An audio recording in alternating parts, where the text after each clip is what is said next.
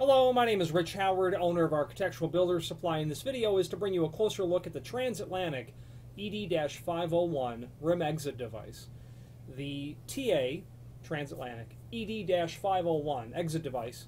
The 501 means that it is the most common of exit devices that I have ever sold from Transatlantic. It is like the industry standard for inexpensive, high performance, easy to install, readily available, always in stock exit device. And the name Transatlantic and that ED-501, in my years, actually decades of experience selling it, has kept it one of the most important exit devices for me to personally sell in specific applications. When a client's looking for a confluence of value, ease of operation, performance, something that's going to work, and quite frankly, be very easy on the budget, so to speak.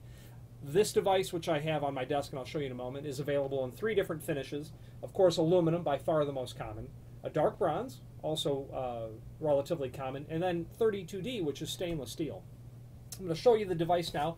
Here's the box that it comes in. This is exactly what that label has looked like for more years than I can count.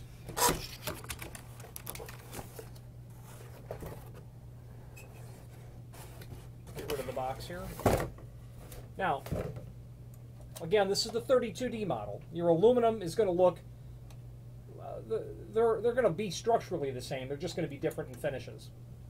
Some clients like the 32D finish because, quite frankly, it looks more complementary to hardware that you may have installed. It does look, it gives an appearance of it being a significantly more costly exit device than it actually is. Although the aluminum finish is certainly by far more common. And when you're purchasing the stainless steel, what you're getting is the exposed components all in stainless. And this white surface you see here, of course, is just the peel-away protective film that's on the moving parts. However, in general, what you'll find with a client who's looking for a good performing exit device in this sort of price range, the extra cost is not going to be requested to have stainless steel. They want something that looks good, works great, not real expensive, ED-501. I happen to have the 32D here for this example. So this device is going to be incredibly simple and straightforward to install. This is going to feature the complete reversibility. This device can be installed either way that you like, with the deadlocking tab pointed up or down. This device is going to be very perfectly suited in many applications. It's even in abusive applications, it's very unusual to have a failure or a fatigue, and that is proven, well, not only by my actual experience of using the device. Quite frankly, it's proven by the fact that it's grade 1, and what that means is it's been tested to 1,000,000 cycles. Grade 1 is the highest grade of exit device. You can tell I'm partial to this device, and it's true, I am, because I think it's, quite frankly, a no-brainer. It's inexpensive and very high performance. So, typical rim exit device, typical construction on the back with the cam in the back to accept the tailpiece from a rim cylinder. Okay, like I said before, it's non-handed, completely reversible. Pullman style latch, which is going to be the common latch bolt that you're going to see on exit devices. Installation is very simple and straightforward. Removing the 2 screws that hold the head case on. The only thing that I have had occur in the past is that improper installation will lead this device to not work all of the time. I've had installers, quite frankly, install it not per the template, where they've got not enough margin between the edge of the door and the center line of the device, and they have gotten the hinge case pushed over so far that it can actually interrupt the operation of the push bar assembly. And the times that the 1 or 2 times that it has been brought to my attention, it has always been installer error. That's just the bottom line. The use of screw guns, not following the templates, quite frankly, not being cautious enough to get it installed correctly is the only time this device may have a concern, in my experience. The rest of the device is going to include, obviously, the business end of that, The strike plate, that's going to be a roller strike on there. This sort of feature, this latch track sort of feature, is on both sides of the strike, so you will be able to take advantage of the dead latching tab regardless of how you have it installed. That can be installed either way. That strike makes this completely reversible, and it is as well if you were to flip it over, left hand reverse or right hand reverse, using it on a pair of doors, because that strike that you'll get for the pair of doors can be turned over as well. You'll get I like a low profile end cap. So this is the plate that's going to be attached to the door and underneath the exit device over on this side. Okay, and then your end cap dresses that off. Very small little footprint. Okay, not excessively large. Smaller end cap means less potential for damage as you're going through the door with a cart, delivery sort of situation. It will even come with a set of filler plates. In my experience, they have almost always included these filler plates. There could be a change in their packaging where they are no longer included. Don't count on them being included. If you need filler plates, order them separately is the only safe way. But almost always when I see these exit devices, they will include a 4 7/8 strike, and they will include a 2 1/4 inch and 1/8 edge filler as well. So you can take a door with a 161 prep and fill up the unused holes. It will come with a package of bolts. It's going to come with machine screws because technically that door, that head case, everything is supposed to be drilled and tapped to a properly reinforced door. If you do not have that, I would very much suggest that you just sex bolt it or through bolt it through the door, because a hollow metal door that's not reinforced for something that you're drilling and tapping to is insufficient material thickness to adequately attach something to. Obviously, a dogging key is going to be included. That's the Allen wrench that's there. This is a non-fire rated device, and we know that because it includes the dogging feature. Okay, simple dogging. Okay, now let's get to the installation instructions. There is a link below this video to that document where you can review all of it. First of all, you're going to have a template that's going to be buried in there, and quite frankly, to make this just short work of the template, if you have a 2 3/4 back set, 2 1/8 inch hole, which we would call a 161, that back set is going to be perfect for this, based on the strike. Okay, based on what you need. The only problem, of course, with a 161 is if you're doing exit only, you're going to need a filler plate to cover that off. That we can provide that to you as well. If you have an exterior trim, it's very likely that it'll be covered. Depends on what you're doing. If you're doing just a typical utilitarian pull handle and a rim cylinder, you might have to think that through with maybe a spacer or a cylinder collar. We can help you with that. Thumb piece trim, key and lever trim, key and knob trim, classroom and storeroom sorts of functions, or what they call entry. This will also give you locations for the holes that you will see on the inside of the exit device. The fact that they're staggered is specific to this device, meaning that if you have some existing trim that you may want to try to reuse, those staggered holes are called out there so that you know where those are going to fall. You can't rely on just taking a trim and fitting it onto this because of those holes. If you're going to do something with a trim on the outside, you will want to order it at the same time as the device so that everything matches up. The installation instructions are very simple and straightforward, and quite frankly, after you put one on, you won't refer to this document again. However, to go through it, you're going to have, and there's a link again below this video, to just a list of the included parts, and you're going to have your typical roller strike here. The strike that's called out here, you're not going to get that with the package. That's a double door strike. You would order that separately. This would be used when you have a pair of doors, and one of them will get this rim exit device. The other door would not. There are many instances when that is completely permissible. The application or the code that you're encountering will very likely, not certainly always, require that both doors be independently providing a path of egress. You could have an emergency exit where only one door needs to have it, and that's why this is used. Very important to note what you're dealing with on the installation is where you're going to place the back set of everything,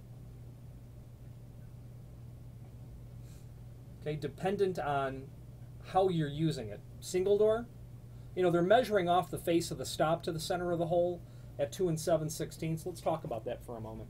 So I had said earlier that 2 3/4 back set is going to work out really well. And what that's going to give you is,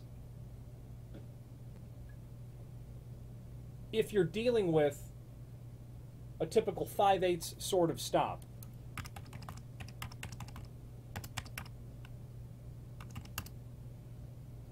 okay,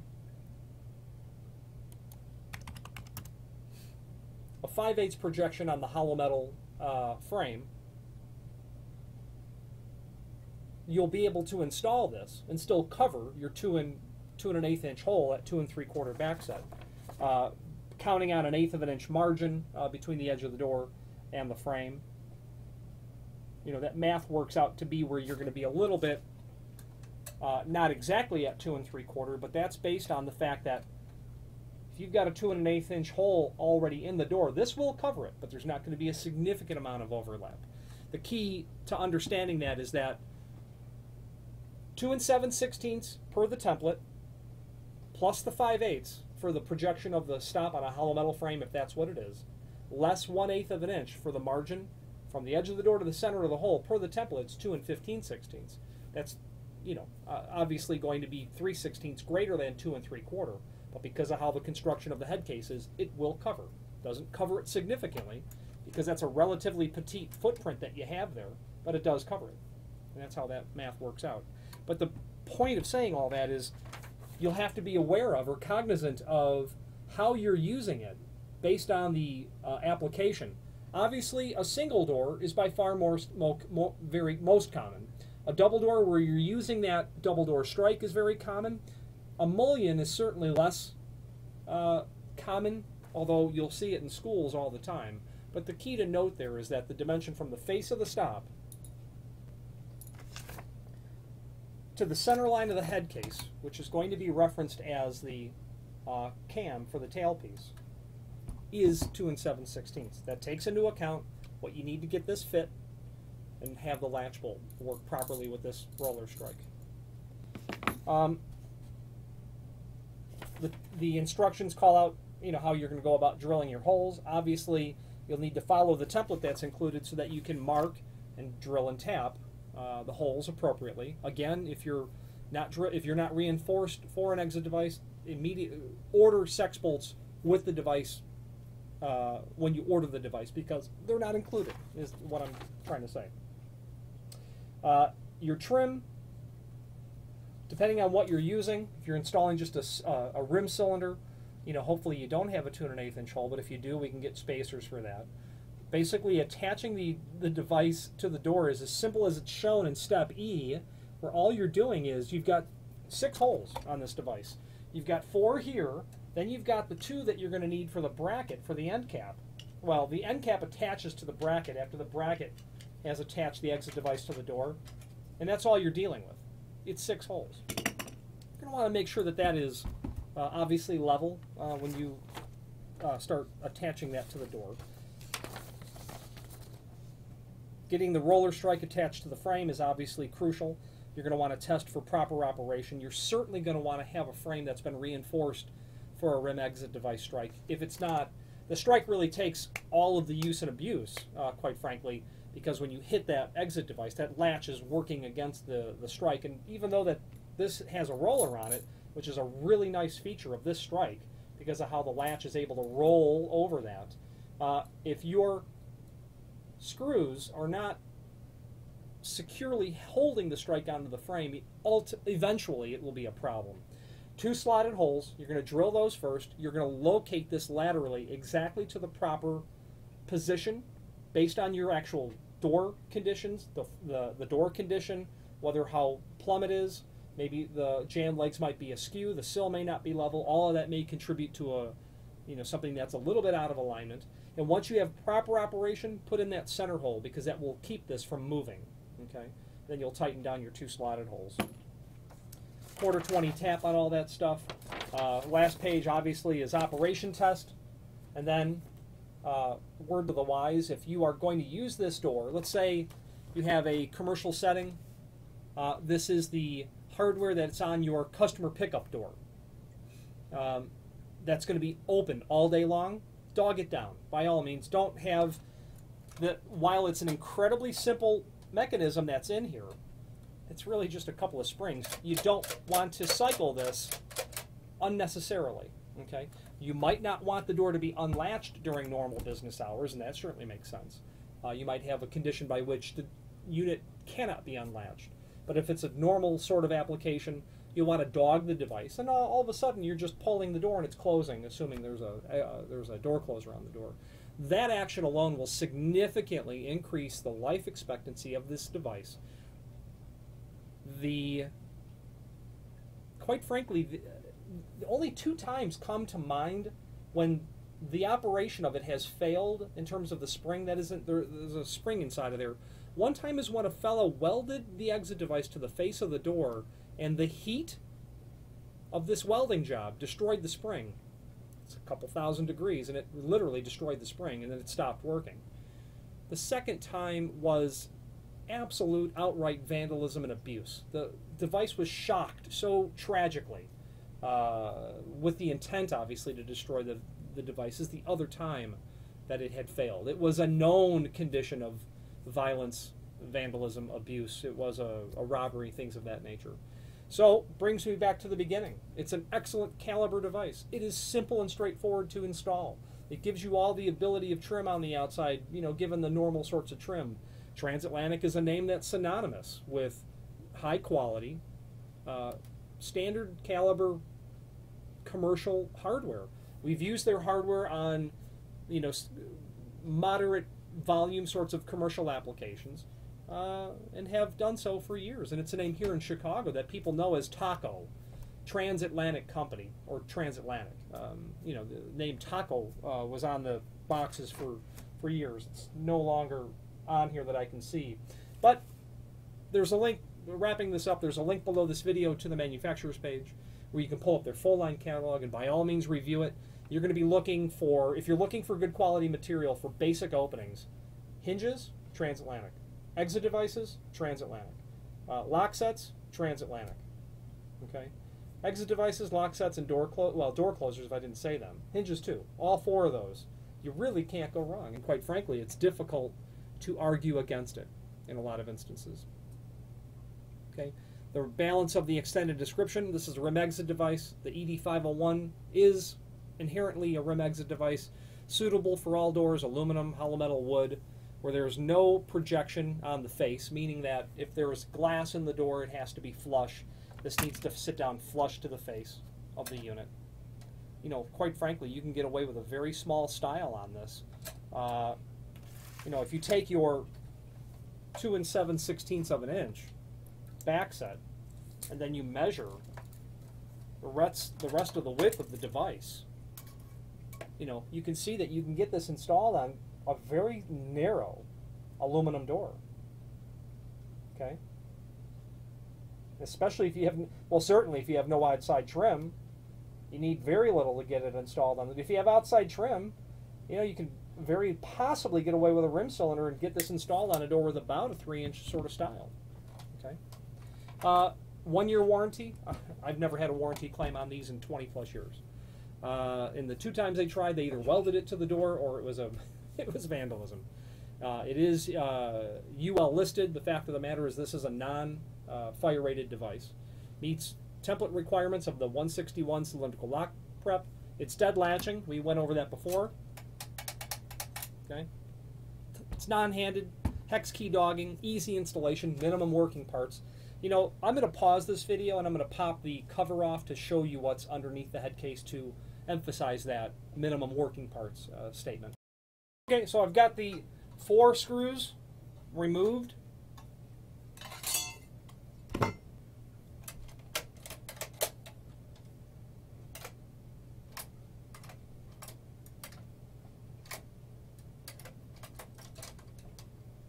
The device is so simple that all that you're really dealing with is a spring that's going to keep this projected out. And as that's depressed, this lever arm rotates down to where it does nothing other than retract this latch bolt. It's just that simple. Quite frankly, I was expecting a more clear-cut view of this. This design has changed since the last time I had one of these off, where this is all covered now. But it's just a real simple sort of construction. There's nothing to it, which is a good thing. Less parts to break, and I take that to, quite frankly, mean a more elegant sort of construction. Again, grade 1, stainless steel finish, either exit only or, of course, with outside trim. For doors up to 3 foot, they make this in a 4-foot model as well. The code states, and while the code doesn't necessarily mean what you have to follow, you might be instructed by the local authority having jurisdiction, you need something else, but my understanding is that the exit device needs to cover 75% of the door, and this device complies with that requirement on a 3-foot door. So if you have a wider door, you will want a wider, a 4-foot device. If you have a 3'6" door, you want that 4-foot device, and you're going to want to cut it down. Now, quite frankly, I've only had once or twice that I can think of in 20 plus years a client say that he had to change it because the exit device wasn't wide enough. But technically, 75% of the door must be covered by that exit device. Again, it's a rim device. They can do surface vertical rod as well. In that link, you will be able to review that under the manufacturer's page below this video as you're reviewing any other possible transatlantic items that you need. So that concludes it. You can certainly tell I'm partial to them, as I've said before. That is indeed the case. I'm happy if the client's happy. I'm not a fan of spending money when it's not an argument that you can make to do so. There are times when this is not there are many times when this is not the right device. Potential weakness of this sort of device would be the fact that there are no replaceable parts in it. You cannot buy just a piece or a spring or a strike. You would be faced with an entire new device. You cannot rebuild it. That would be a downside. If you had a large facility, a university, whatever the case might be, you would certainly, in my experience, want to be working on a platform that allows you to continue to rebuild it, repair it, things of that nature.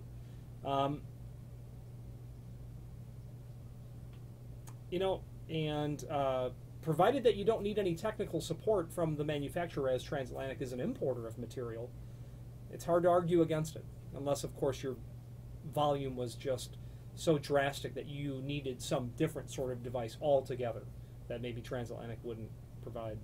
My name is Rich Howard. I'm the owner of Architectural Builder Supply. If you have any questions on the Transatlantic ED501 rim exit device or any other Transatlantic product, please feel free to reach out to us. Thank you.